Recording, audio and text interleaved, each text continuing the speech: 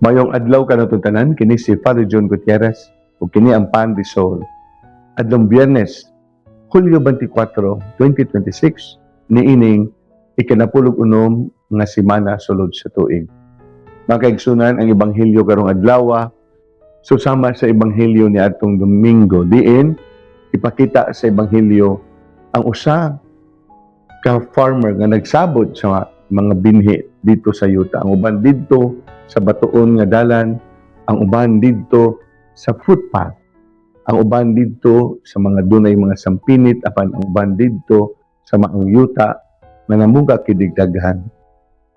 Nagpahinumdom kini nga kita mao ang yuta, ang nagsabod mao ang atong Ginoo ug ang binhi mao ang pulong ni Kristo. Diin dito sa footpath, diin mabaw kaayo, gituka kini sa mga langgam. Meaning, nakadungog ang uban sa pulong, apanwa, naminaw niini, uwa katuhop silang kasing-kasing.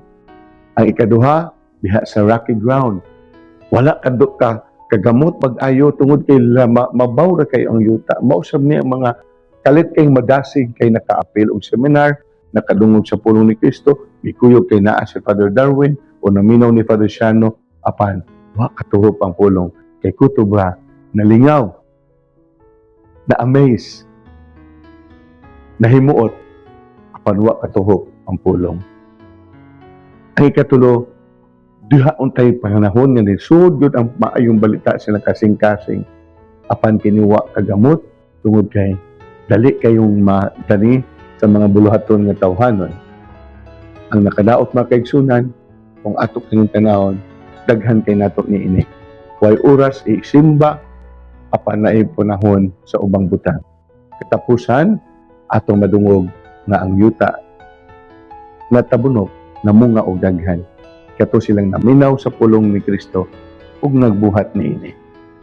Asa ka taaning kasiha sa yuta.